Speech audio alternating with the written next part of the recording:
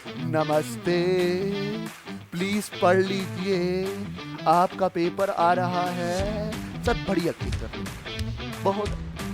क्या करें आप, जब तक टीचर बेस्ट एक्टर ना हो, बच्चों को कंसर्ट समझ। तो ध्यान से देखा जाए तो आपको कौन सा कलर नजर आ रहा है? आपको प्रोमिनेंट व्हाइट कलर ही नजर आ रहा होगा। व्हाइट कलर का शॉट आ रहा है। वन शॉट लाइट का कंप्लीट हो चुका है। तीसरा शॉट इसके बाद आएगा इलेक्ट्रिसिटी का, फिजिक्स के लिए। प्लीज प्लीज प्लीज इस वीडियो को पूरा देखें और पूरा देखने के बाद मेरे चैनल को सब्सक्राइब करें। सब्सक्राइब करने के बाद तीसरे वीडियो के लिए वेट करें। वाह वाह सर, वाह वाह, क्या एंटरटेनमेंट। ये मेरी गर्लफ्रेंड की आंख मैंने बनाई है, ये आपको अच्छे से समझ आई हो कि बिल्कुल आराम से मैंने बनाई है। एग्जाम वाले दिन भी आपने ऐसी ही चमत्कार चमत्कार चमत्कार आंख बनानी है। देखने के लिए मुझे ऐसे ब्लर ब्लर दिखता है, मेरी इमेज रेटिना पे नहीं बनती ऋषि साहब। तो मैं ये चश्मा लगाता हूँ तो मुझे दूर का, मुझे अब दूर के आप कश्मीर से, जम्मू से, दिल्ली से नजर आ रहे हैं। समझ आया कि नहीं सर? दिल्ली आप तक पहुंचे नहीं हो। और यार तू बीच में क्यों बोलने लग जाता है यार, ऐसे ही पागल।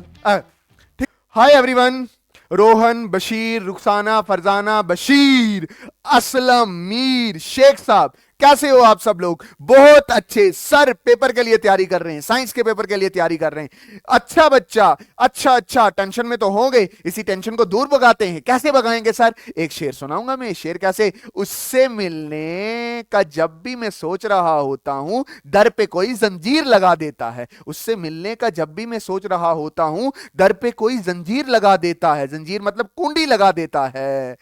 उसे बोलने का जब भी मैं सोच रहा होता हूं, फेसबुक इंस्टाग्राम पे कोई उसकी तस्वीर लगा देता है।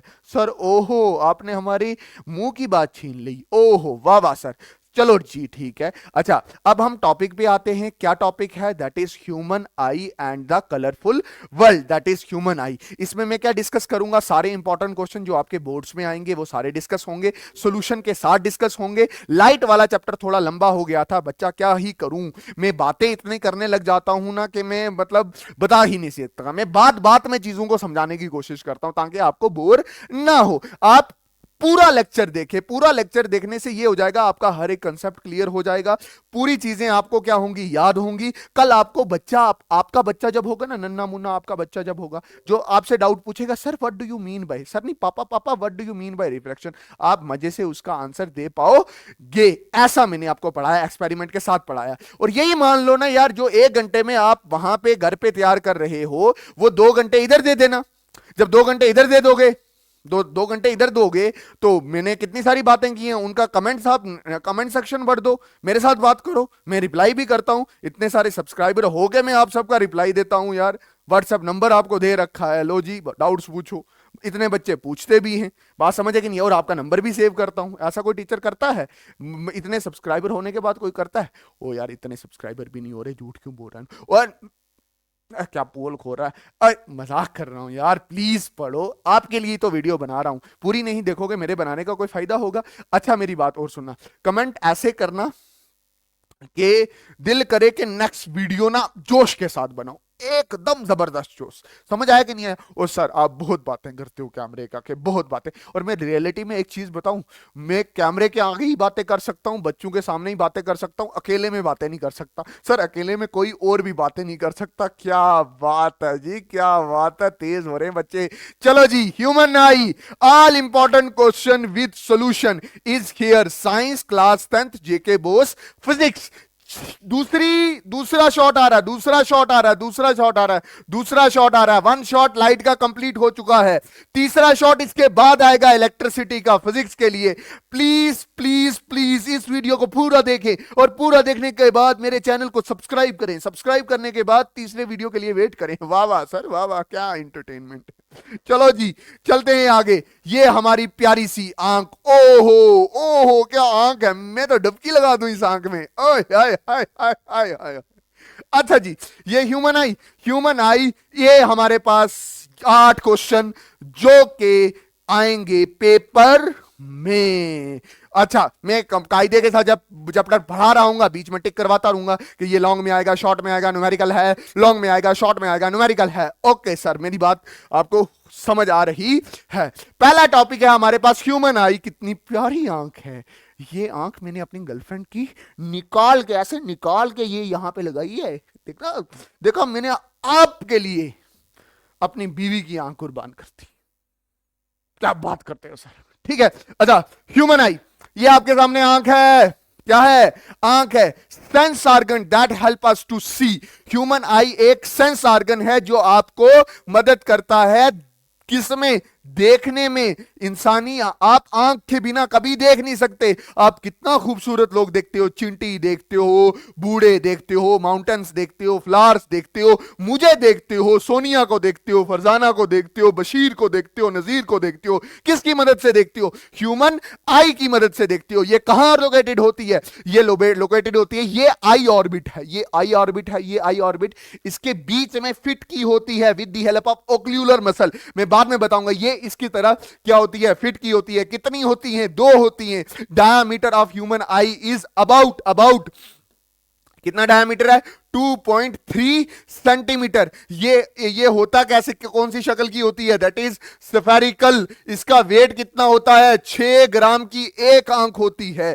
ठीक है, size of eye remain same throughout of the whole life. मतलब जितनी मोटी मेरी आंख है ये इतनी बचपन से ही थी, और पूरी उम्र में मेरे हाथ बड़े, मेरी जुबान बड़ी, मेरे कान बड़े, पर मेरी आंख नहीं बड़ी। थ्रू आउट क्या रहती है? सेम रहती है। Okay sir, okay sir. ये देखो, अगर आप सामने से देखो आंख को तो इसका व्यू कैसे रहता है? ऐसा रहता है। ये सामने का व्यू, सामने का व्यू। ठीक है, ये सामने का व्यू है। और अगर मैं आंख को ऐसे बाहर निकाल दिया, मैंने आंख को बाहर निकाल दिया, टक टक टक आंख को बाहर निकाला और निकाल के ऐसे लगा दिया, तो ये हमारे पास बाहर निकाली हुई आंख है। और बीच में से मैंने काट दिया और ये वाला सेक्शन मैंने फेंक दिया और ये वाला सेक्शन यहीं पे है। बात समझ आई कि नहीं? मैंने 2 चीजें आपको बताई कि मेरे सामने आंख का व्यू ये है, फिर मैंने आंख को निकाला, इधर चपकाया, आधा सेक्शन निकाल के बाहर फेंक दिया। बात समझ आई कि नहीं?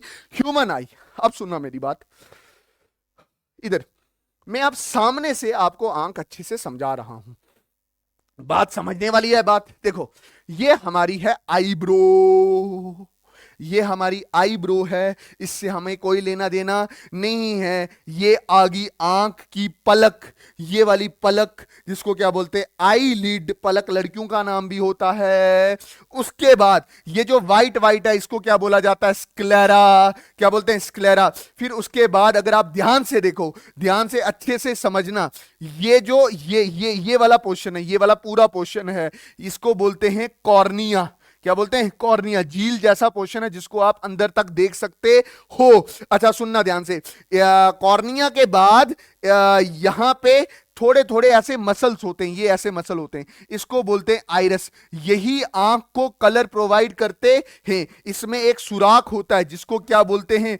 प्यूपिल बोलते हैं। क्या बोलते हैं? प्यूपिल। अच्छा इधर देखना ध्यान से, ये वाला जो पॉइंट है, ये वाला पॉइंट है, इसको बोलते हैं लक्राइमल ग्लैंड। कौन? लक्राइमल पॉइंट बोलते हैं इसको। अच्छा यहां पे ये वाला जो हिस्सा, ये वाला हिस्सा, इसको बोलते हैं लक्राइमल मीट। तो ये सामने सामने से मैंने आपको आंख को अच्छे से समझा दिया।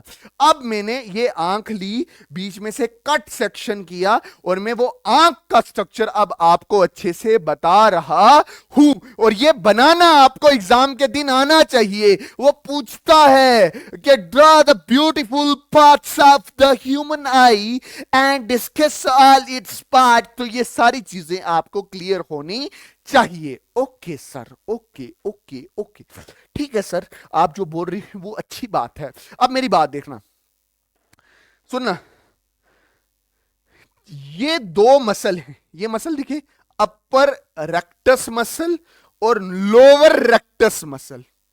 ये क्या करते हैं? आंख को जोड़ के रखते हैं आंख के ऑर्बिट में, ताकि आंख ऐसे करने पे नीचे ना गिरे।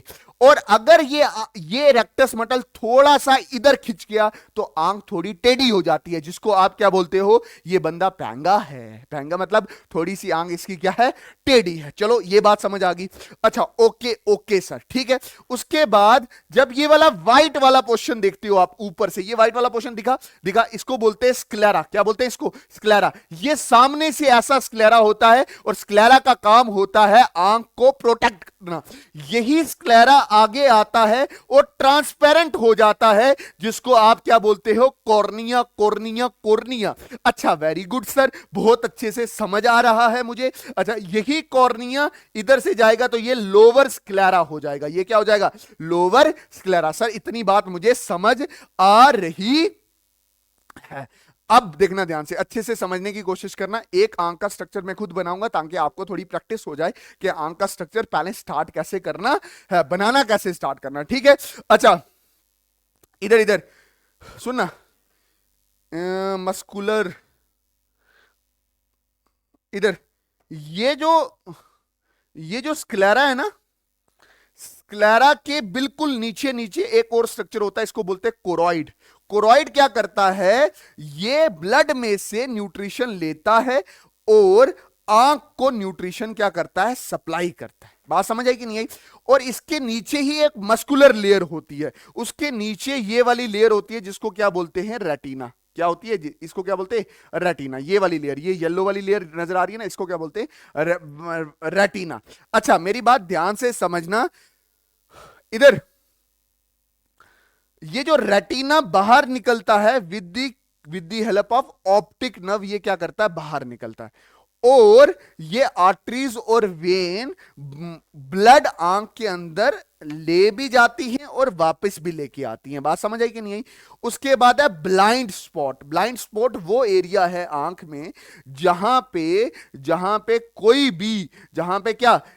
कोई भी इमेज नहीं बनती। बात समझ आई कि नहीं आई। उसके बाद ये हायोइड ग्लैंड कैनाल है, ये हमारे सिलेबस में नहीं है, इसको नहीं पढ़ना। अच्छा मेरी बात सुनना, लेंस और इधर रेटिना के बीच में एक चैम्बर आता है, इसको बोलते हैं विट्रस चैम्बर, जिसमें विट्रस ह्यूमर भरा रहता है। समझ आया कि नहीं आया। और इसमें किसमें, लेंस और ये वाली लेंस है, ये वाली क्या है, लेंस और कॉर्निया के बीच में एक चैम्बर आता है जिसको आप क्या बोलते हो, एक्वस चैम्बर। आगे में जब आंख पूरी बताऊंगा वो मैं अच्छे से डिस्कस करवाने वाला हूं। ये हमारे पास आंख की जर्नल स्टडी थी। क्या थी, journal study. Okay sir, okay okay okay done. ये बात तो समझ आ गई मुझे, ये क्या आ गई, बात समझ आ गई। सुनना, parts of human I, parts of human I. Parts of human आई से पहले मैं आपको ना एक आंख का स्ट्रक्चर खुद बना के बता देता हूं। देखो ध्यान से मेरे प्यारे बच्चों, आप क्या देखो, जैसे सबसे पहले आपने ये बनाना है, ठीक है। ये जो आपने बनाया ना, इसको आप क्या बोलते हो, कॉर्निया। सॉरी, इसको आप क्या बोलते हो, ये जो व्हाइट कलर का पोर्शन होता है इसको क्या बोलते हो, स्क्लेरा। वेरी गुड सर, ठीक है। ये प्रोटेक्शन के लिए होता है। ये आगे आके थोड़ा सा क्या हो जाता है, ट्रांसपेरेंट हो जाता है। इसको आप क्या बोलते हो, that is cornea. Very good sir, बहुत अच्छे से समझ आ रहा है, ठीक है। इसके बाद इसके नीचे नीचे एक न्यूट्रेटिव टिश्यू होता है, ऐसे। ये न्यूट्रेटिव टिश्यू होता है जो न्यूट्रिशन प्रोवाइड करता है किसको, आंख को। इसको बोलते हैं दैट इज कोरॉइड। क्या बोलते हैं इसको, कोरॉइड। अब ध्यान से समझना, इसके और नीचे एक लेयर होती है, इसको बोलते हैं मस्कुलर लेयर। ये कौन सी लेयर है, मस्कुलर लेयर। ये मस्कुलर लेयर है, ये मस्कुलर लेयर। ध्यान से समझना, ये मस्कुलर लेयर ऐसे होल्डिंग्स बनाती है जिसको आप क्या बोलते हो, सिलराई मसल्स बोलते हो। बात समझ आई कि नहीं आई। तो ये वाली लेयर कौन सी होगी, मस्कुलर लेयर। कौन सी लेयर होगी Bashir, muscular layer. Very good sir, बहुत अच्छे से मुझे समझ आ रहा है। ये वाली लेयर कौन सी होगी, मस्कुलर लेयर। और इसने आगे जाके क्या बनाया है, दैट इज सिलराई मसल बनाया, सिलराई मसल बनाया। वेरी गुड सर, आपने जैसे बताया एग्जाम वाले दिन भी हम ऐसे ही करने वाले हैं। इसके बीच में एक लेंस आके फिट होती है, ऐसे लेंस आके क्या होती है, फिट होती है। इसको मैंने क्या बोला, LENS, लेंस, ठीक है। ओके सर, ये लेंस फिट हो गया। फिर देखो, फिर इसी मसल से एक मसल बाहर निकलती है, डायफ्राग्राम जैसी मसल ही होती है, बाहर निकलती है, जिसको आप क्या बोलते हो, आइरस कहते हो। क्या बोलते हैं इसको, आइरस। इसके बीच में जगह खाली होती है सोनिया, उसको क्या बोलोगे, प्यूपिल। उसको क्या बोलोगे, प्यूपिल। सामने से अगर देखो तो ये बीच में प्यूपिल, ये आइरस और ये आपकी आंख नजर आती है, जैसे कि मैंने पहले ही बता रखा है। होप आपको ये वाला कंसेप्ट क्लियर होगा। देखो ये कितनी प्यारी आंख बन रही है। उसके बाद यहीं से सॉरी मैं कलर चेंज करूंगा क्योंकि ये वाला कलर मैं पहले यूज कर चुका हूं। मैं बोल रहा हूं उसी से यहीं से इसके इनर से एक स्क्रीन बाहर निकलती है ना। इसको नर्वस पार्ट ऑफ आई बोलते हैं, जिसको आप क्या बोलोगे, रेटिना। इसको आपने क्या बोल दिया, रेटिना, जहां पे इमेज बनती है। और इसको ना दिमाग तक कौन लेके जाता है, इसको दिमाग तक कौन लेके जाता है, दैट इज ऑप्टिक नर्व। दिमाग मतलब ब्रेन तक कौन लेके जाता है, दैट इज ऑप्टिक नर्व लेके जाता है। ये हमारे पास सिंपल डायग्राम है ह्यूमन आई की। ये आप एग्जाम वाले दिन अच्छे से बना के आओगे। अब मेरी बात ध्यान से समझना, यहां पे आपको ना दो चैम्बर बनते हुए नजर आ रहे होंगे। एक चैम्बर इस लेंस और रेटिना के बीच में है, इसको बोलते हैं विट्रस चैम्बर, ठीक है। और एक चैम्बर आपको लेंस और इसके बीच में मिल रहा है, इसको आप क्या बोलते हो, that is AQUOUS aqueous, CHAMBER chamber. इसमें होता है एक्वस फ्लूइड और इसमें बड़ा होता है क्या, विट्रस फ्लूइड। इसकी मैं आगे बात चर्चा करने वाला हूं। अच्छा, एक जगह होती है यहां पे, इसको बोलते हैं ब्लाइंड स्पॉट। इसको क्या बोलते हैं, ब्लाइंड स्पॉट। ब्लाइंड स्पॉट वो जगह होती है जहां पे इमेज नहीं बनती, जहां पे इमेज नहीं बनती। होप आपको ये मेरी गर्लफ्रेंड की आंख मैंने बनाई है, ये आपको अच्छे से समझ आई होगी। बिल्कुल आराम से मैंने बनाई है। एग्जाम वाले दिन भी आपने ऐसी ही चमत्कार चमत्कार चमत्कार आंख बनानी है। नमस्ते, प्लीज पढ़ लीजिए, आपका पेपर आ रहा है। सर बड़ी एक्टिंग कर लेती हो, बहुत एक्टिंग, क्या करें यार, जब तक टीचर बेस्ट एक्टर ना हो बच्चों को कंसेप्ट समझ नहीं आ सकते। आपको एक और डिफेक्ट देखने को मिलेगा, प्रेस बाई ओपिया। प्रेस बाई ओपिया का मतलब क्या हो गया, मायोपिया प्लस हाइपरमेट्रोपिया। मतलब किसी को शॉर्ट साइटेडनेस भी है और लॉन्ग साइटेडनेस भी है, तो उसको क्या बोलेंगे, प्रेस बाइओपिया। इसकी करेक्शन कैसे ठीक हो सकती है, ये कैसे ठीक हो सकता है, जब आप ऐसा चश्मा लगाओ, ऐसा चश्मा लगाओ जिसमें कन्वेक्स लेंस भी हो और कनकेव लेंस भी हो। कन्वेक्स लेंस भी हो और क्या हो, कनकेव लेंस भी हो। बात समझ आई नहीं, पावर नेगेटिव पावर पॉजिटिव। बात समझ कि नहीं है, तो इसी डिजीज को क्या बोलते हैं, प्रेस बायोपिया, बता दिया है। अच्छा, advantage of I in front मतलब ऑन योर फेस, मतलब ये सामने आंखें लगे होने का आपका क्या फायदा है। देखो सुनना,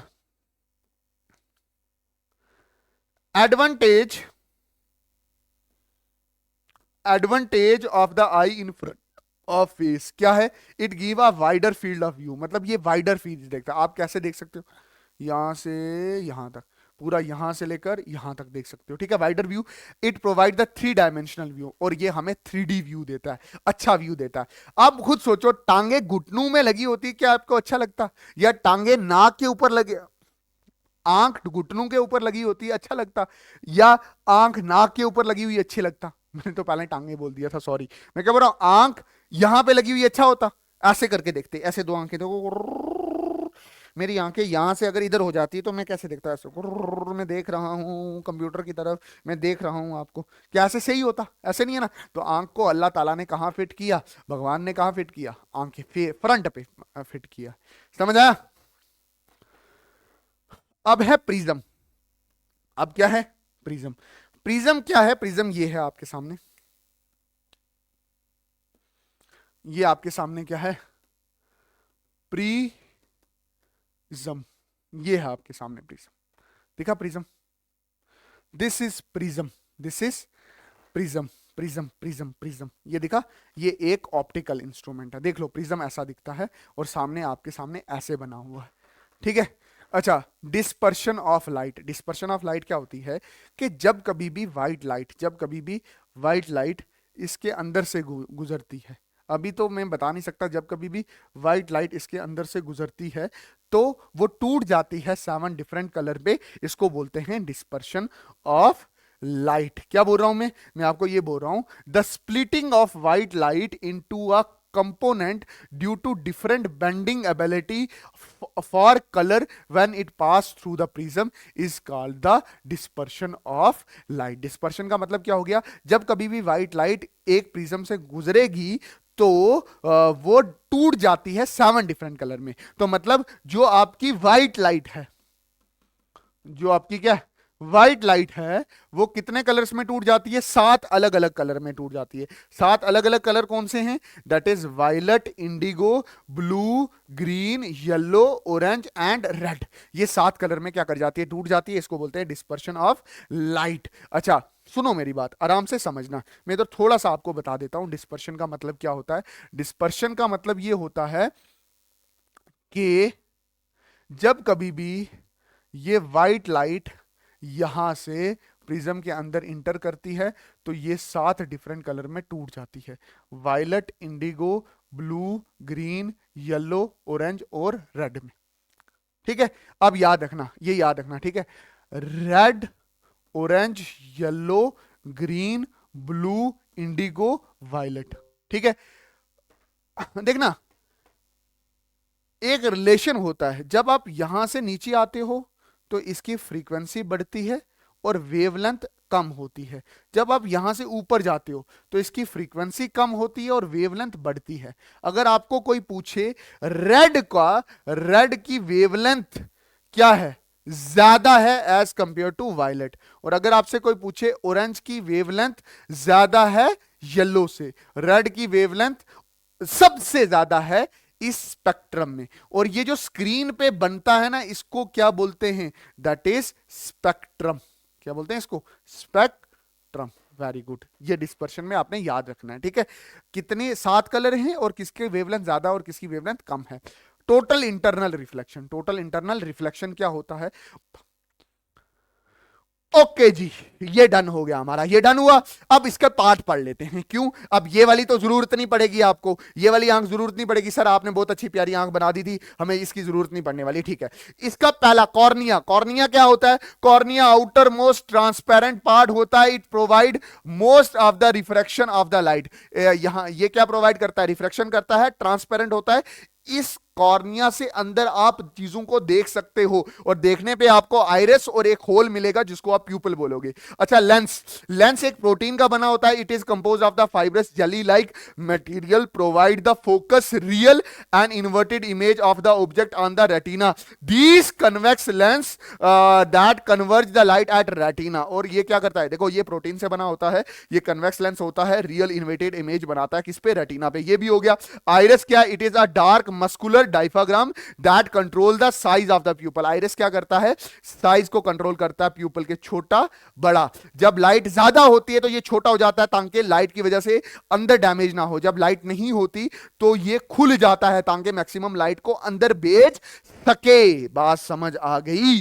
अच्छा प्यूपिल क्या होता है, it is a window of the I, it is the central aperture of the regular I. Aperture, aperture मतलब ये यहां पे होता है, ये यहां पे क्या होता है, प्यूपिल होता है, ठीक है। उसके बाद control the amount of light entering the eye, ये कंट्रोल करता है अमाउंट ऑफ आई जो इंटर करेगा। इसमें इतनी सारी चीजें ऐसे ही है, ठीक है। सिलराई मसल मैंने आपको बताया था, they are hold the lens, ये होल्ड करते हैं लेंस को position and help the modifying the curvature of the lens. और ये लेंस को मोटा और छोटा कर सकते हैं, मोटा और पतला कौन कर सकता है, सिलराई मसल। रेटिना क्या होता है, it is the delicate membrane having the enormous number of light sensitive cell, nervous part होता है और यही इमेज को ब्रेन तक ले जाते हैं और ब्रेन इमेज को क्या करता है, सीधा करता है। ब्रेन में कहां ले जाते हैं इमेज को, ब्रेन में ले जाते हैं मिड ब्रेन के पास। अच्छा, what is optic nerve? Optic nerve it transmit the visual information, मतलब रेटिना पहले ऑप्टिक नर्व को देता है और ऑप्टिक नर्व लेके जाता है। बात समझ आई कि नहीं आई? अच्छा, फिर blind spot, the point at which the optic nerve leaves the eye, और वहां पे अक्सर इमेज नहीं बनती। Okay, aqueous humour and vitreous humour. देखो, एक्वस ह्यूमर एक फ्लूइड है जो इधर पाया जाता है। ये एक्वस ह्यूमर कहां पाया जाता है? एक्वस चैम्बर में पाया जाता है। बिटवीन किस किस के होता है? कॉर्निया के बिटवीन होता है और आई लेंस के बिटवीन होता है। बशीर समझ आ रही है ना मेरी बात की?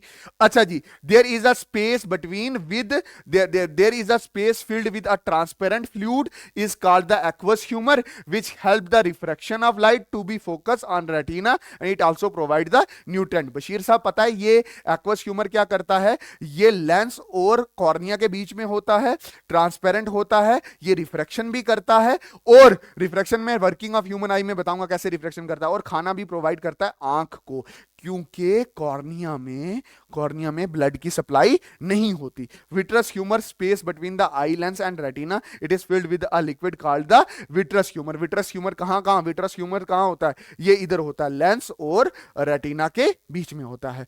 होप आपको समझ आ रही है बशीर साहब मैं क्या बोलने की कोशिश कर रहा हूं या कर रही हूं। अच्छा जी, सुनो, हाउ ह्यूमन आई वर्क। देखो सुनना, हाउ ह्यूमन आई वर्क, कि ह्यूमन आई कैसे वर्क करता है। देखो, ये मेरे पास लेंस आ गई, ये मेरे पास विट्रस ह्यूमर आ गया, मतलब वो फ्लूइड भरा हुआ हो गया, ये एक्वस ह्यूमर आ गया। देखो कैसे काम करेगा, बिल्कुल आराम से समझना। ये आपका ऑब्जेक्ट है, ये ऐसे रिफ्रैक्शन, एक बार रिफ्रैक्शन इधर होगी क्योंकि मीडियम चेंज हुआ, एयर से किस में गया? That is fluid, vitreous aqueous fluid में गया, फिर यहां पे रिफ्रैक्शन हुई, फिर लेंस में गया तो और रिफ्रैक्शन हुई, तो फिर और बेंड हो गया, फिर इस फ्लूइड में गया और बेंडिंग होगी, और फाइनली इमेज कहां पे बनी है? रेटिना के ऊपर। इस तरह से इमेज फॉर्मेशन होती है। किस वर्किंग, इस तरह से ह्यूमन आई वर्क करती है। अच्छा, इंसानी आंख इतनी खूबसूरत है कि वो दूर से दूर तक का फोकस कर लेती है और पास से पास तक का फोकस कर लेती है। मतलब अगर मेरी गर्लफ्रेंड यहां पे होगी मैं फोकस कर लूंगा, और बड़े दूर होगी तो वहां पे भी फोकस कर लूंगा। इतनी एबिलिटी है हमारी आंख की, ऑटो फोकस मोड खुद कर लेती है। जैसे फॉर एग्जांपल मैं अभी आपकी तरफ देख रहा हूं तो कुछ पल मैं वहां देखने लग जाऊंगा। बात समझिए कि नहीं? इस डिस्टेंस पे भी मेरा फोकस है और उस डिस्टेंस पे भी मेरा क्या है? फोकस है। इतनी खूबसूरत चीज मेरे अल्लाह ने बना के रखी है, ह्यूमन आई। ठीक, अब सुनो, सुनना, समझना समझना, सुनना भी समझना भी, मैं दिल से पढ़ा रहा हूं आपको। देखना, एक है फार पॉइंट, एक है far point of human eye, far point of human eye, far point of eye, maximum distance to which eye can see clearly is called far point, and for normal eye its value is infinity. मतलब वो कहां तक clearly देख पाता है या focus कर पाता है, मतलब दूर को मतलब मैक्सिमम डिस्टेंस, कितना मैक्सिमम डिस्टेंस है कि दूर की चीज को वो फोकस कर पाता है, उसको बोलते हैं far point, and can see clearly and is called the, उसी को क्या बोला जाता है? That the far point of the eye. For normal eye, अगर आप नॉर्मल आई को देखो तो कोई फार पॉइंट होगा उसको फोकस कर लेता है, और फार पॉइंट उसका कहां है? इंफिनिटी। और नियर पॉइंट के लिए उसका जो नियर पॉइंट है, minimum distance eight which the object can be seen distinctly without any strain is called the least distance of a distant visual. For normal eye it is 25 centimetre. मतलब दूर तक कहां तक देख सकता है? चांद तक देख सकता है, इंफिनिटी। पास तक कहां तक से देख सकता है? 25 सेंटीमीटर।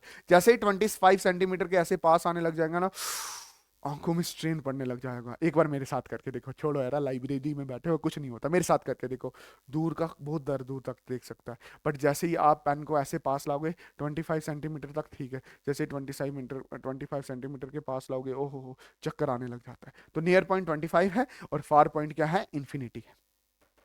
ठीक है। अच्छा, power of accommodation, what do you mean by power of accommodation? Power of accommodation क्या होता है कि इंसानी आंख की यह क्षमता होती है कि वो पास का भी देख सकता है और दूर का भी देख सकता है। यह भी एक इंपॉर्टेंट क्वेश्चन है, याद रखना। पावर ऑफ एक्यूमिडेशन भी क्या है, एक इंपॉर्टेंट क्वेश्चन है। समझ आ कि नहीं है? पावर ऑफ एक्यूमिडेशन क्या होता है कि इंसानी आंख पास का भी देख सकती है और दूर का भी देख सकती है। इंसानी आंख पास के वाले ऑब्जेक्ट पे भी फोकस कर सकती है, दूर वाले ऑब्जेक्ट के पे भी फोकस कर सकती है। उसको बोलते हैं power of accumulation. The process by which the certain muscle called ciliary muscle function to change the focal length of the eye so that the image is clearly formed on the retina is called the accumulation of the eye. मेरी बात ध्यान से समझना। इस power of accumulation की पहली definition ये है कि ये पास का भी देख सकती है, दूर का भी देख सकती है। इसी को बोलते हैं पावर ऑफ accumulation। ये कैसे करता है? With the help of ciliary muscle. Ciliary muscle का मतलब क्या हो गया? जो लेंस को होल्ड करती हैं। जब दूर का देखने होता है तो सिलराई मसल होती है रिलैक्स, लेंस होती है थिन, और फोकल लेंथ बढ़ जाती है तो दूर का अच्छे से फोकस हो जाता है रेटिना पे। अच्छा ध्यान से समझना कि जब वो नियर का देखती है, नियर का देखती है तो आप देखो तो सिलराई मसल होती है कॉन्ट्रैक्ट, लेंस होती है मोटी, फोकल लेंथ होती है छोटी, और इमेज कहां बनती है? रेटिना पे। इसको मैं अच्छे से समझाऊंगा, देखो ध्यान से। If object is considered at the distance for the image to be formed at the retina, the focal length has to be large. मतलब दूर के लिए फोकल लेंथ बड़ी होनी चाहिए। Here the ciliary muscle relax, यहां पे ciliary muscle relax हो जाएंगी, thereby thinning the eye lens को पतला कर देंगी, the focal length increase and then the image is formed perfectly on the retina. इसका फोटो मैं आपको अच्छे से बना के बताता हूं, देखो ध्यान से, अच्छे से समझना। इधर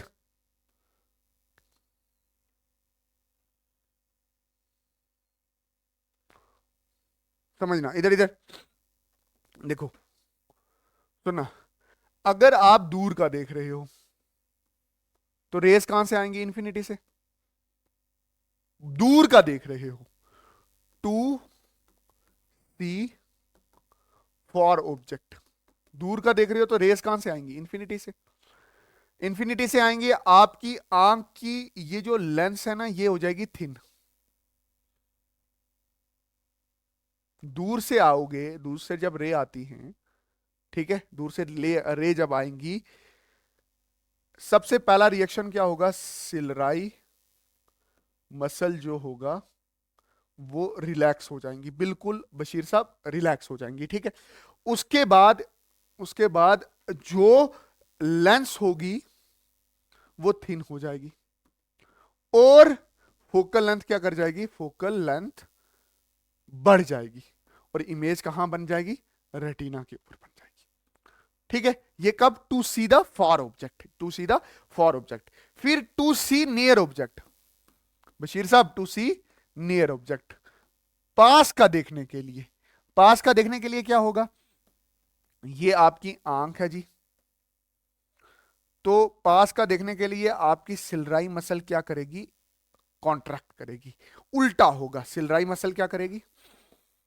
सिलराई मसल क्या करेगी? कॉन्ट्रैक्ट करेगी बच्चा, कॉन्ट्रैक्ट करेगी तो लेंस क्या हो जाएगी? थिक। जैसे ही लेंस थिक होगी, फोकल लेंथ क्या हो जाएगी? फोकल लेंथ क्या हो जाएगी? डिक्रीज, ठीक है। पहले फोकल लेंथ इंक्रीज हो रही है, डिक्रीज। तो ये पास का ऑब्जेक्ट, ये ऐसे और ये ऐसे, और ये आपकी इमेज कहां बन रही है? रेटिना पे। तो इसको बोलते हैं power accumulation. Power of accumulation का मतलब हो गया सिलराई मसल रिलैक्स से कॉन्ट्रैक्ट हो जाना, लेंस थिन से थिक हो जाना, फोकल लेंथ बड़ी से छोटी हो जाना। इसी को आप पावर ऑफ एक्यूमुलेशन बोलते हो। सर क्लियर हो गया, मुझे कोई डाउट नहीं है अब, ठीक है बशीर साहब, ये क्लियर हुआ। To see far object, ciliary muscle relax होती है, आई लेंस थिन हो जाती है, फोकल लेंथ बढ़ जाती है। To see near object, ciliary muscle contract होती है, आई लेंस थिक हो जाती है, फोकल लेंथ डिक्रीज हो जाती है। ये मैंने बता दिया। उसके बाद ये वाली डायग्राम मैंने आपको बता के रखी है कि दूर का देखने के लिए लेंस पतली हो जाती है, और पास का देखने के लिए देखो लेंस क्या हो जाती है? मोटी हो जाती है। ओके सर, इसके बाद देखना जरा, इसके बाद आता है डिफेक्ट ऑफ विजन। क्या आता है? डिफेक्ट। डिफेक्ट का मतलब क्या हो गया? मतलब कि आपको कोई बीमारी लग गई है। क्या लग गई है? बशीर साहब क्या लगी है बीमारी? ये मुझे ऐसा फील नहीं होना चाहिए कि मैं अपने आप को बढ़ा रहा हूं, पूरा ध्यान इधर होना चाहिए, ठीक है? नहीं तो देख लो चप्पलों से कूटूंगा। Defect of vision, defect of vision क्या होगा कि if person loss the power of accommodation, power of accommodation, कि अगर person power of accommodation loss कर जाए, मतलब वो जो अपनी लेंस को थिन या थिक कर रहा था वो लॉस हो जाए, वो उसकी सिलराई मसल कमजोर हो जाए, वो अच्छे से ना कॉन्ट्रैक्ट कर पाए ना अच्छे से रिलैक्स कर पाए, तो हम उसको क्या बोलेंगे? Defect of vision. Defect of vision में मायोपिया है, हाइपरमेट्रोपिया है, प्लस बायोपिया है। बाकी फालतू की चीजें पढ़ के नहीं जानी है, ठीक है? उसके बाद मायोपिया, उसके बाद क्या है? माइओपिया। माइओपिया वर्ड कैसा है? वर्ड छोटा है बड़ा है?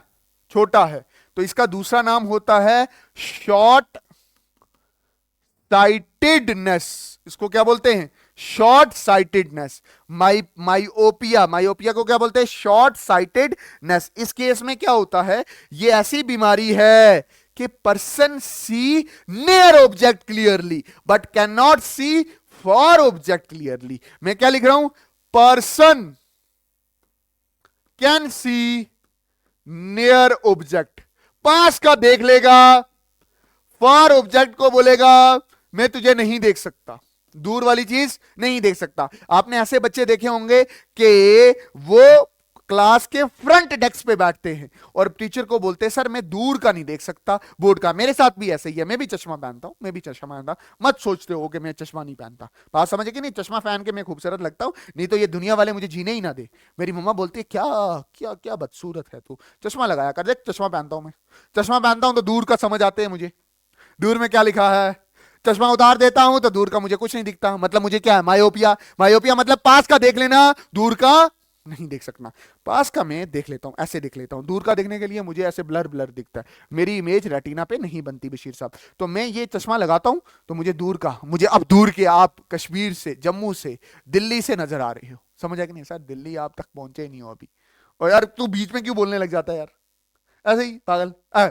ठीक है, अच्छा ओके, ठीक है सर, मायोपिया समझ आ गया, मायोपिया समझ आ गया जी। देखो आराम से समझना इस चीज को। मायोपिया, मायोपिया में क्या होगा? Myopia near sightedness. मायोपिया मतलब नियर साइटेडनेस, मतलब पास का देख लेना, दूर का नहीं देख सकना।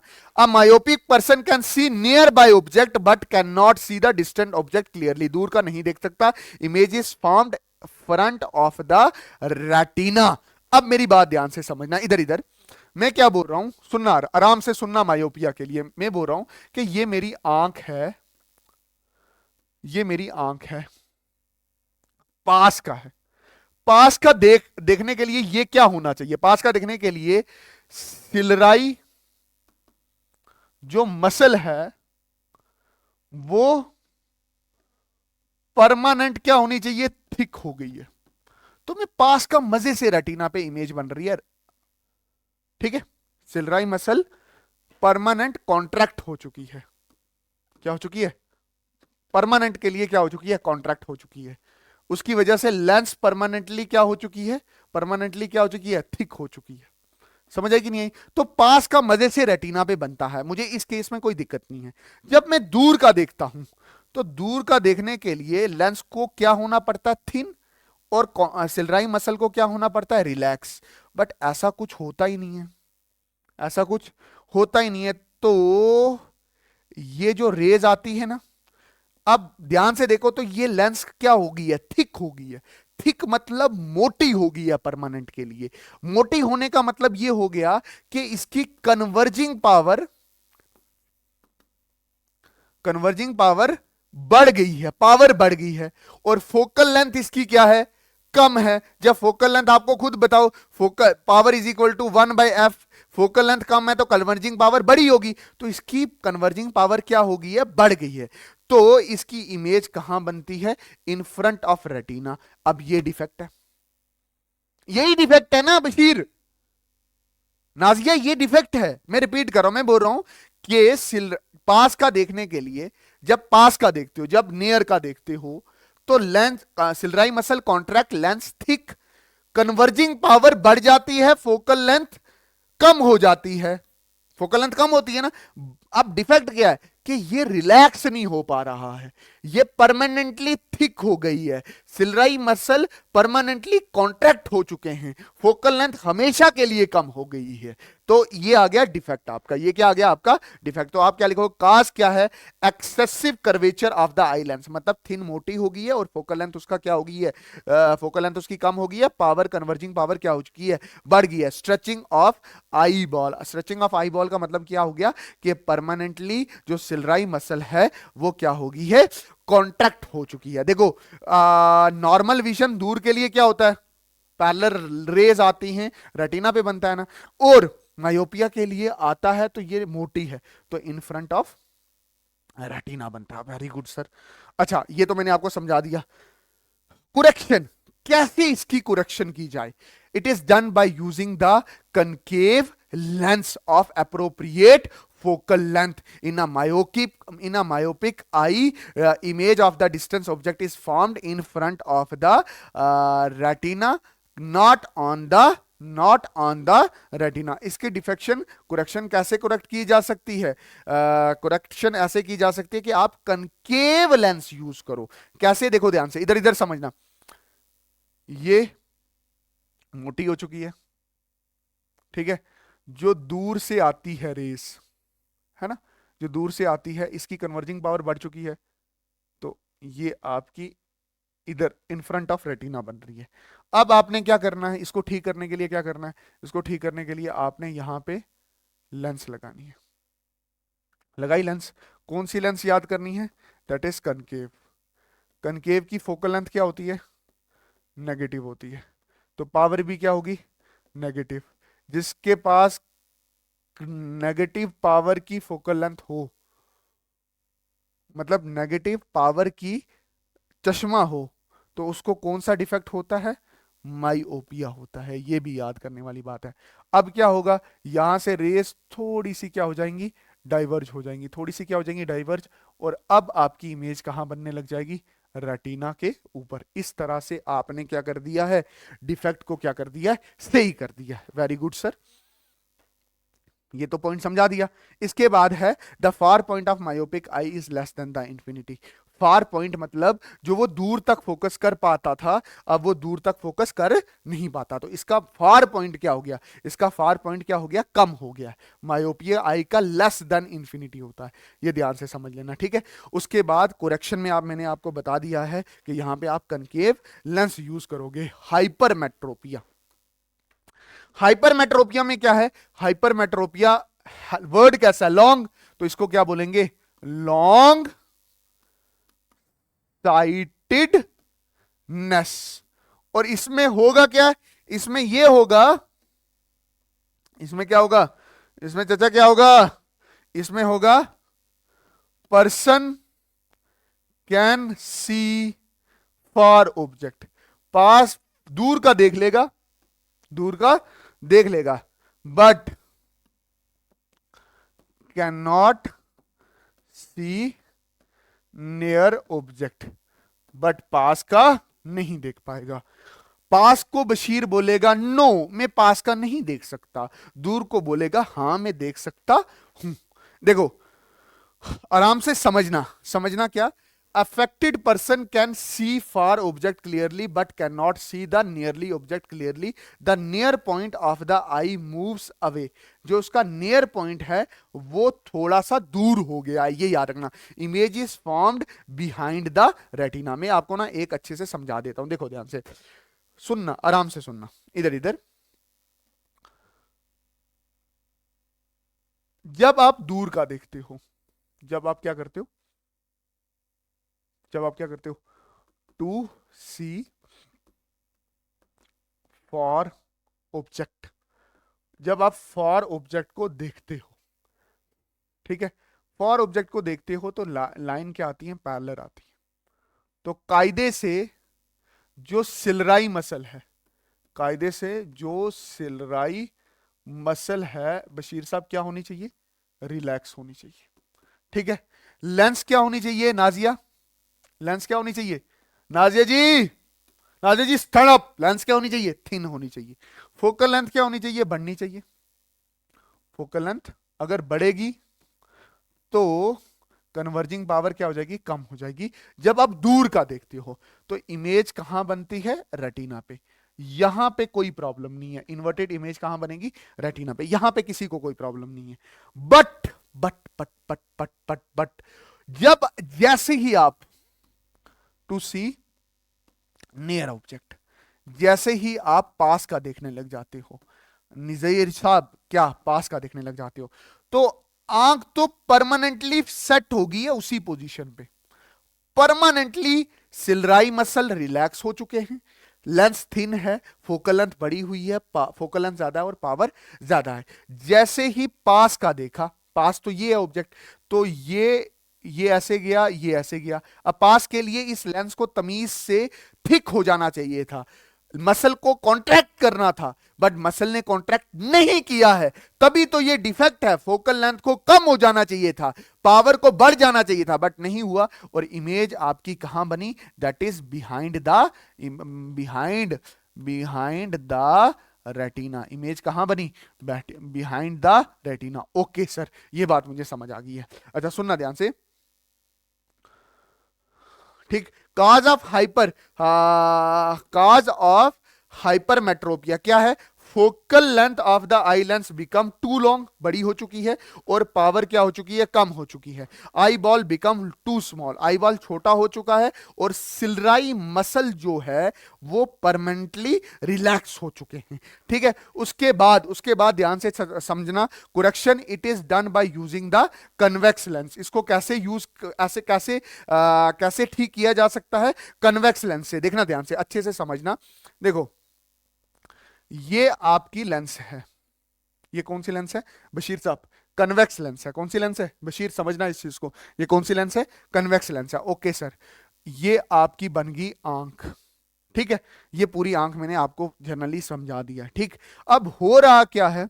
अब जब भी आप पास का देखते हो, पास का देखते तो होता क्या है कि ये ऐसे रेस जाती हैं और इसकी कन्वर्जिंग पावर कम है, फोकल लेंथ ज्यादा है, तो इमेज कहां बनती है? Behind the retina.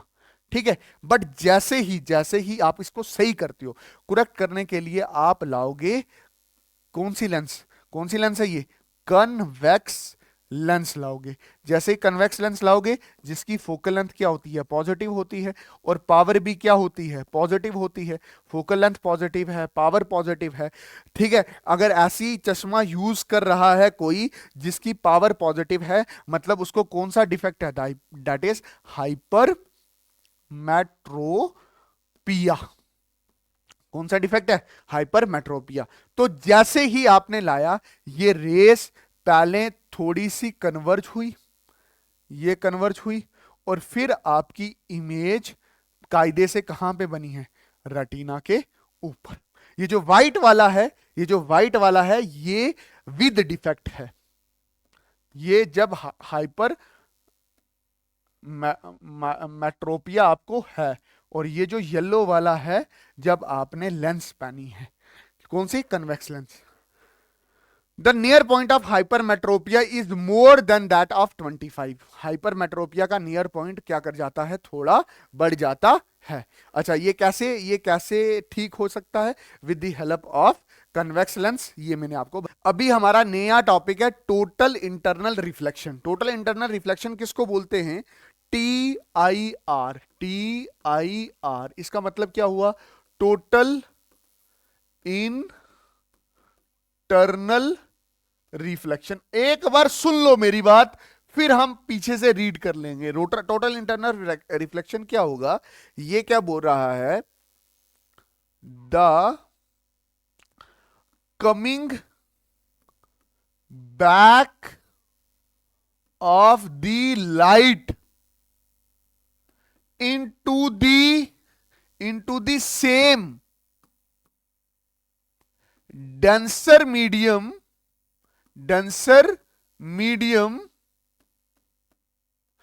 when when it मतलब लाइट मूव्स फ्रॉम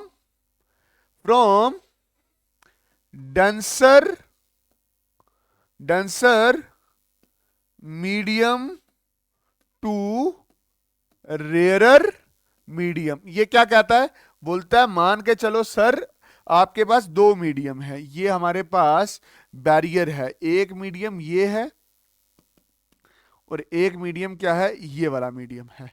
ये बोल रहा है जब लाइट एक मीडियम से दूसरे मीडियम में जाती है, एयर एक मीडियम है, वाटर एक मीडियम है, और ये कौन सा मीडियम है? That is denser medium. बोलता है जब लाइट डेंसर मीडियम से एयर में जाती है तो कोई एक ऐसी पॉइंट आएगा जब ये रे वापस इसी मीडियम में आ जाती है, उसको बोलते हैं टोटल इंटरनल रिफ्रैक्शन। मतलब जब लाइट डेंसर से रेयरर में जाने की कोशिश करती है, अगर वो वापस डेंसर मीडियम में आ जाए तो उसको बोलते हैं टोटल इंटरनल रिफ्रैक्शन। देखो ध्यान से, ये सोर्स ऑफ लाइट है, यहां से लाइट निकल रही है, ये सीधा सीधा यहां से बाहर चलेगी, सीधी चलेगी बाहर, ठीक है। अगर परपेंडिकुलर जाए किसी सरफेस से वो बेंड नहीं होती।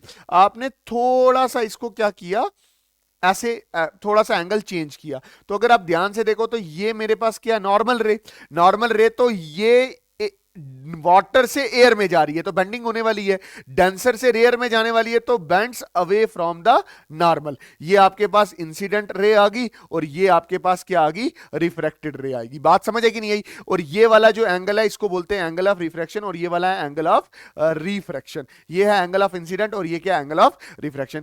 जैसे ही आपने थोड़ा सा एंगल ऑफ रिफ्रैक्शन बढ़ाया, आप खुद देखो ध्यान से, एंगल ऑफ इंसिडेंट बढ़ाया तो क्या एंगल ऑफ रिफ्रैक्शन भी बढ़ जाने वाला है, तो ये एंगल ऑफ रिफ्रैक्शन भी क्या कर गया? बढ़ गया। मतलब ये था एंगल इंसिडेंट, इसको थोड़ा बढ़ाया तो एंगल ऑफ रिफ्रैक्शन भी क्या कर गया? बढ़ गया। अगले ही पल देखना, जैसे ही फॉर एग्जांपल इधर देखना, इधर इधर इधर इधर इधर, ये इंसिडेंट रे, ये नॉर्मल, अब ये बढ़ेगा, तो बढ़ेगा तो मैं बोल रहा हूं इस केस में ये सरफेस के साथ ही हो जाता है, तो ये कितने, रिफ्रैक्शन एंगल कितना हो गया? 90 डिग्री का।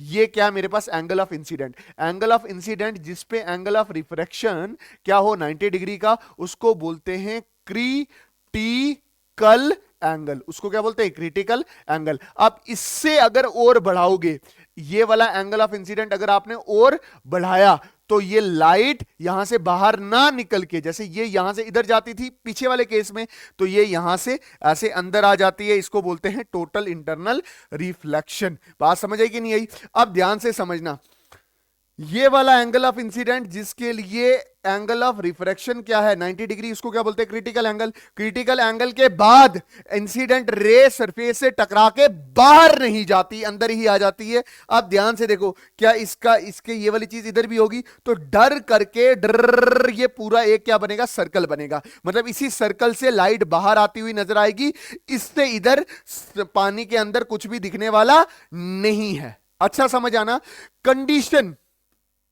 Condition for total internal refraction, Bashir को क्या कंडीशन होगी? एक कंडीशन ये है कि light must passes from denser to rarer medium, कि लाइट को पास करना चाहिए डेंसर से रेयरर मीडियम में। दूसरी कंडीशन क्या है? कि जो एंगल ऑफ इंसिडेंट है must be greater than that of angle of critical angle या क्रिटिकल एंगल से वो क्या होगा? बड़ा होगा। ये दो कंडीशन है टोटल इंटरनल रिफ्लेक्शन के लिए। ये चीज मैंने यहां पे लिखी है, आप ये ना पढ़ के क्या पढ़ोगे? जो मैंने आपको यहां पे पढ़ाया है। अच्छा देखो ध्यान से, यही है ना, सोर्स ऑफ लाइट ऐसे ही निकल जाएगा। अब देखो एंगल ऑफ इंसिडेंट 20 है, तो यहां पे रिफ्रैक्शन थोड़ा सा बड़ा होगा, bends to away from the normal. फिर थोड़ा बढ़ाया, ये भी बढ़ गया, थोड़ा बढ़ाया, ये भी बढ़ गया, थोड़ा और बढ़ाया तो ये 90 डिग्री हुआ, तो इसी को क्या बोला गया? That is critical angle. Critical angle यहां पे कितना है? That is 48.8। और उसके बाद जैसे ही angle of incident critical angle से बड़ा हुआ तो ये लाइट अंदर आ जाती है। पानी के लिए क्रिटिकल एंगल क्या है? दैट इज 48.8, ये याद रखना। और पानी का रिफ्रैक्टिव इंडेक्स मैंने चैप्टर नंबर 1 में डिस्कस करवाया था, दैट इज 1.33। ये टोटल इंटरनल रिफ्रैक्शन आपको आ गया है। ये कहां यूज होता है? ये यूज होता है ऑप्टिकल फाइबर में। ऑप्टिकल फाइबर में क्या होता है कि लाइट सिग्नल भेजे जाते हैं एक जगह से दूसरी जगह पे with the speed of 3 × 10⁻⁸ metre per second. जो आप सुनते नहीं हो कि सिग्नल इतना ज्यादा फास्ट हो गया, क्यों? क्योंकि अब लाइट का इस्तेमाल किया जाता है चीजों को एक जगह से दूसरी जगह पे बेचने के लिए। होप आपको ये कंसेप्ट क्लियर हुआ होगा। अच्छा, रैम्बो, रैम्बो आपको दिखा होगा बारिश के बाद जब सूरज आपके पीछे होता है तो आपके फ्रंट पे रैम्बो नजर आता है, जिसको आप क्या बोलते हो? इंद्रधनुष। इंद्रधनुष में कितनी चीजें चल रही होती हैं रैम्बो बनने के लिए? एक चलती है डिस्पर्शन। एक क्या चलती है? डिस्पर्शन। डिस्पर्शन का मतलब क्या होता है? लाइट का टूट जाना। दूसरी चलती है रिफ्रैक्शन। रिफ्रैक्शन मतलब बेंडिंग ऑफ लाइट होना। और तीसरी चीज चलती क्या है? Total internal reflection. Total internal reflection, TIR। ये चीज मैंने इसलिए पढ़ाई ताकि आपको मैं रैम्बो अच्छे से समझा सकूं। रैम्बो भी इंपॉर्टेंट क्वेश्चन है। अब मेरी बात ध्यान से समझना, रैम्बो कैसे बनता है देखो ध्यान से, आराम से समझना। इधर ये लाइट आ रही है, व्हाइट लाइट आ रही है, ठीक है? ये बारिश पड़ रही है, ये बूंद को मैंने जूम कर दिया, ठीक है?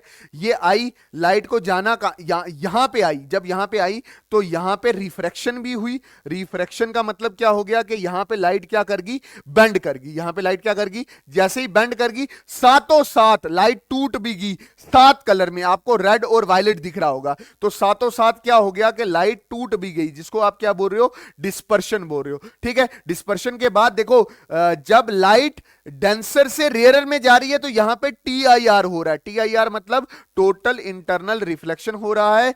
और बाद में ये हमारी आंख देख रही है, ऑब्जर्वर देख रहा है किनको? 7 डिफरेंट कलर्स को। तो देखो ध्यान से, बारिश की बूंद यहां पे रिफ्रैक्शन भी कर रही है, टोटल इंटरनल रिफ्लेक्शन भी कर रही है, डिस्पर्शन भी कर रही है। बात समझे कि नहीं? इस तरह से हमारा रैम्बो बनता है। अच्छा, sun emits 7 colours, light in its visible range. बिल्कुल, क्योंकि सन के पास क्या होती है? दैट इज व्हाइट लाइट होती है, जो जब प्रिज्म से पास करते हो तो हमें 7 कलर मिलते हैं। एक न्यूटन डिस्क भी होती है जिसके ऊपर 7 कलर बनाए होते हैं। जैसे ही घुमाओ, जैसे ही आप घुमाते हो तो आपको कितने कलर नजर आते हैं? That is around white colour ही नजर आता है। जैसे ये आपके पास न्यूटन डिस्क है, ये आपके पास क्या है? न्यूटन डिस्क है। ध्यान से समझना, जैसे ये आपने घुमाया, ये समझना ध्यान से, ये आपने घुमाया, देखो अभी 7 कलर नजर आ रहे हैं ना आपको?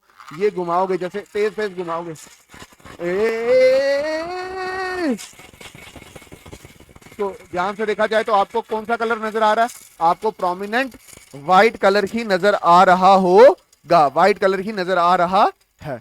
देखो, इसको बोलते हैं न्यूटन डिस्क। इसको क्या बोलते हैं? Newton disc. ओके जी, ये बात समझ आ गई ना? अच्छा, why sky colour appear blue, ये मैं आपको समझाना चाहता हूं। इससे पहले मैं आपको क्या बता रहा हूं? That is scattering of light. Scattering of light. Scattering of light क्या होगा? That is reflection of light by tiny particle of earth atmosphere. समझ आया कि नहीं आया? मतलब स्कैटरिंग का मतलब क्या होता है कि ये सन है ना? सन से आपकी तरफ आ रही व्हाइट लाइट, ये आपका अर्थ है। तो समझना ध्यान से, तो इसका ये एटमॉस्फेयर है, तो इसमें ना छोटे छोटे पार्टिकल्स होते हैं, एयर मॉलिक्यूल्स होते हैं, छोटे होते हैं। क्या होते हैं? छोटे मॉलिक्यूल होते हैं। तो जैसे ही लाइट यहां से इंटर करती है ना, तो ये टिनी पार्टिकल इसको क्या करते हैं? रिफ्लेक्ट करते हैं। क्या करते हैं? रिफ्लेक्ट करते हैं, ठीक है? रिफ्लेक्ट करते हैं, इसी को क्या बोलते हैं? स्कैटरिंग ऑफ लाइट कहते हैं। अब ध्यान से देखो, जो व्हाइट लाइट है, जो यहां से ये जो व्हाइट लाइट आई है, इसको समझना। ये जो व्हाइट लाइट आई है, इसको समझना बशीर साहब। ये जो व्हाइट लाइट आई है, ये कितने कलर से बनी है? Violet, indigo, blue, green, yellow, orange और रेड। आराम से समझना, जो स्कैटरिंग होती है ना, जो स्कैटरिंग होती है, तो ध्यान से समझो, स्कैटरिंग जो होती है वो छोटे पार्टिकल करते हैं, तो वो स्कैटरिंग करते हैं छोटी वेवलेंथ के, मतलब यहां पे वेवलेंथ बड़ी है, ऊपर जाते जाते वेवलेंथ क्या हो जाती है, कम हो जाती है, तो छोटी वेवलेंथ की स्कैटरिंग होती है, मतलब वायलेट, इंडिगो, ब्लू की स्कैटरिंग होती है। आसमान में छोटी वेवलेंथ की ज्यादा स्कैटरिंग होती है, तो हमें आसमान में जब ब्लू कलर की, यहां से जो व्हाइट लाइट आती है इसमें से सिर्फ ब्लू कलर की ही स्कैटरिंग हो रही होती है, तो हमें आसमान कौन सा कलर का दिखता है, कौन से कलर का दिखता है, दैट इज ब्लू कलर का।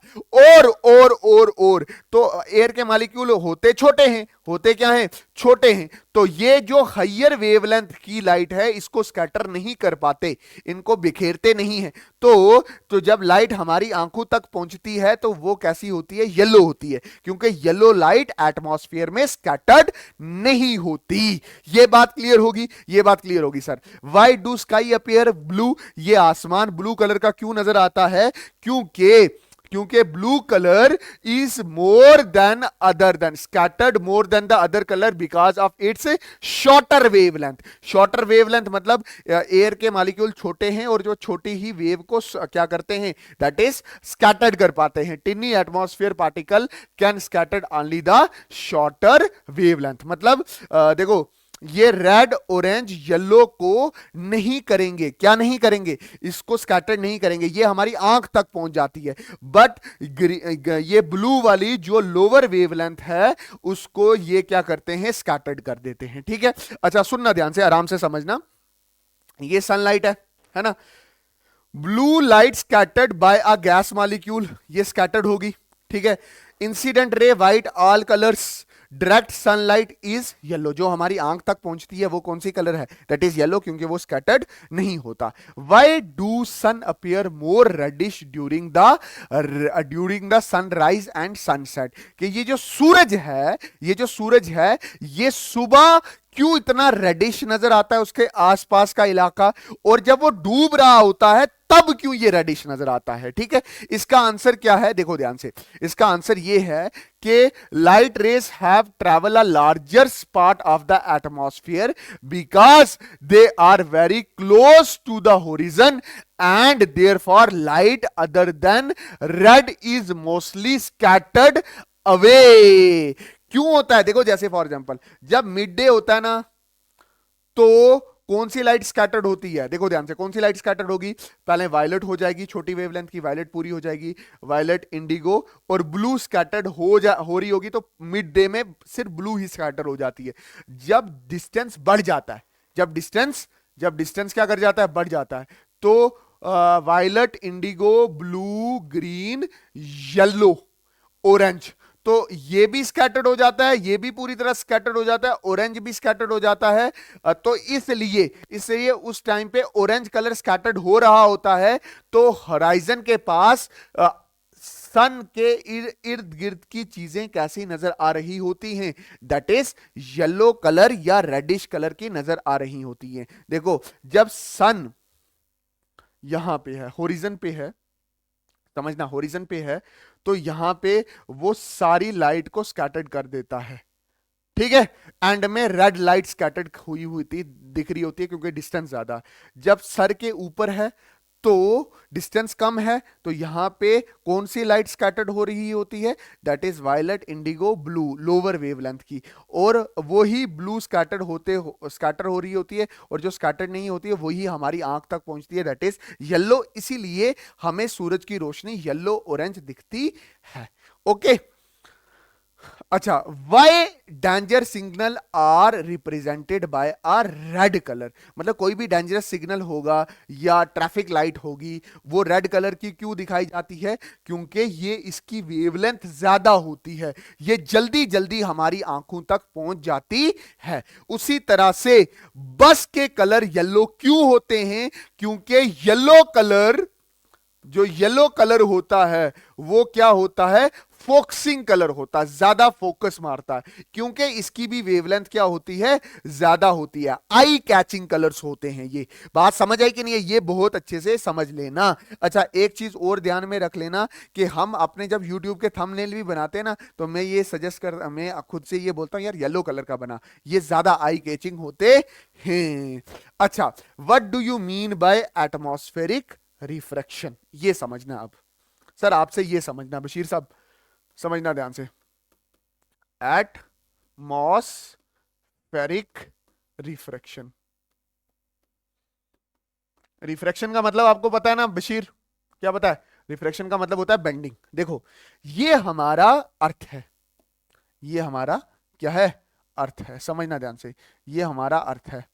तो जो हमारा अर्थ होता है ना, ये बहुत सारे एयर मॉलिक्यूल से बना क्या होता है, दैट इज ढका होता है, जिसको आप एटमॉस्फेयर बोलते हो। और एटमॉस्फेयर की बहुत सारी क्या होती हैं, लेयर होती हैं, ठीक है। जो लेयर होती हैं ये ऐसे लेयर होती हैं, ये लेयर, ये लेयर, ये लेयर। इसका रिफ्रैक्टिव इंडेक्स कुछ और होता है, इसका रिफ्रैक्टिव इंडेक्स कुछ और होता है, इसका रिफ्रैक्टिव इंडेक्स कुछ और होता है। बात समझ है कि नहीं है? अक्सर ये देखा जाता है कि नीचे वाला ज्यादा घनी एयर होती है, फिर और घनी होती है, फिर कम कम घने घने घने घने, फिर एक जगह ऐसी आती है जिसमें नो नो नो एयर होता है, जिसको आप क्या बोलने लग जाते हो, स्पेस बोलने लग जाते हो, या वैक्यूम बोलने लग जाते हो। आराम से सुनना। देखो होता क्या है, ये स्टार है कोई, सन, सन भी स्टार ही है। तो यहां से लाइट आई, यहां से आई लाइट, ठीक है। तो मीडियम चेंज हुआ, तो रेयरर से डेंसर पे गई, बेंड्स टूवर्ड्स द नॉर्मल। फिर मीडियम चेंज हुआ, रेयरर से डेंसर पे गई, तो बेंड्स टूवर्ड्स द नॉर्मल।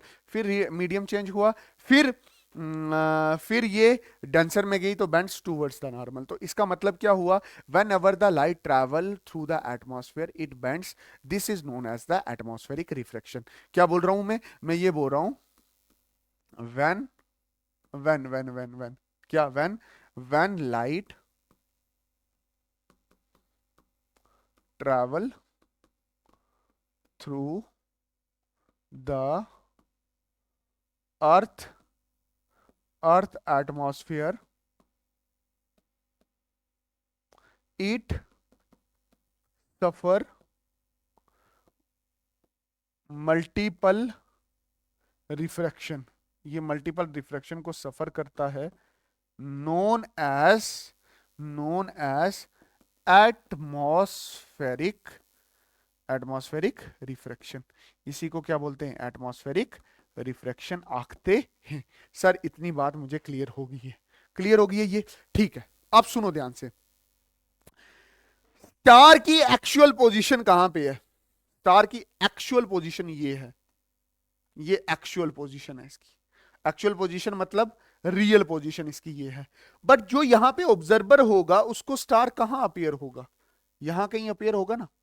तो स्टार की एक्चुअल पोजीशन और ये जो पोजीशन है इसको बोलते हैं एपरेंट पोजीशन। बशीर साहब क्या बोलते हैं, एपरेंट पोजीशन। क्या बदल जाती है, धोखा हो गया हमारी आंखों के साथ। मतलब जो स्टार आप देख रहे हो वो आप उसकी अपनी पोजीशन पे नहीं देख रहे हो, वो थोड़ा स्लाइटली क्या है, थोड़ा सा स्लाइटली उसकी पोजीशन बदल गई है। इसको बोलते हैं the actual position of the star is different from its apparent position due to atmospheric refraction. Bashir साहब होप आपको ये वाला कंसेप्ट समझ आया होगा। ये देखना ध्यान से, मैं क्या बोल रहा हूं, why does celestial body appear slightly raised, slightly raised मतलब उसकी एक्चुअल पोजीशन ये है, बट सीम्स हाइयर, क्योंकि ये अर्थ एटमॉस्फेयर है जिसमें वो मल्टीपल रिफ्रैक्शन को क्या कर रहा है, सफर कर रहा है। देखो ये आ रहा है, देखो ये वैसे ही है, ये वैसा इसी जगह आप ये देखो, ये लाइट यहां से आ रही है, आ रही है, आ रही है, आ रही है ना। एंड में देखने वाला यहां ऐसे देखेगा और इसकी थोड़ी सी पोजीशन रेज्ड हो जाएगी, ठीक है। अच्छा ओके, अब मेरी बात सुनना, Y is what is the reason behind 2 minute early rise and 2 minute delay in sunset? इसका रीजन क्या है, दैट इज एटमॉस्फेरिक रिफ्रैक्शन। क्या रीजन है, एटमॉस्फेरिक रिफ्रैक्शन। इसको क्या बोलते हैं, एटमॉस्फेरिक रिफ्रैक्शन। बात ध्यान से समझना, एटमॉस्फेरिक रिफ्रैक्शन कैसे है, देखना ध्यान से, ये देखो आराम से समझना। ये हमारा अर्थ है, ये हमारा क्या, ये हमारा प्यारा सा गोल मटोल अर्थ है, ये अर्थ है। ठीक है, इसमें देखो ये बहुत सारी क्या है, लेयर्स हैं एटमॉस्फेयर की, बहुत सारी क्या है, लेयर है एटमॉस्फेयर में। ट्रू पोजीशन कहां पे है, ये ट्रू पोजीशन कहां पे है इसकी, अर्थ की अगर आप ध्यान से देखो, सन की ट्रू पोजीशन कहां पे है, ये यही है ना ट्रू पोजीशन। अब ध्यान से अच्छे से समझना, जब ये लाइट यहां से फेंकी इसने, ठीक है, आपको पता है ये बेंड्स टूवर्ड्स द नॉर्मल, फिर मीडियम चेंज हुआ बेंड्स टूवर्ड्स द नॉर्मल, फिर मीडियम चेंज हुआ बेंड्स टूवर्ड्स द नॉर्मल, फिर मीडियम चेंज हुआ बेंड्स टूवर्ड्स द नॉर्मल। ये बजाय सर इसको ऑब्जर्व कर रहा है। अब सन है कहां, इस होरिजन से नीचे, इस होरिजन से क्या है, नीचे, बट मुझे कहां दिख रहा है, थोड़ा सा ऊपर। तो यहां पे 2 मिनट मुझे सन कहां दिखेगा, ऊपर दिख जाएगा, अर्ली सनसेट, अर्ली सनसेट। ऐसे ही ऐसे ही ऐसे ही मैं आपके सामने ये बना के बता रहा हूं, ऐसे ही हमारा ये हमारा आ गया क्या, अर्थ। ठीक है, ये हमारे पास क्या आ गया, होरिजन आ गया, और इसकी बहुत सारी एटमॉस्फेयर है, 1 2 एटमॉस्फेयर की लेयर है।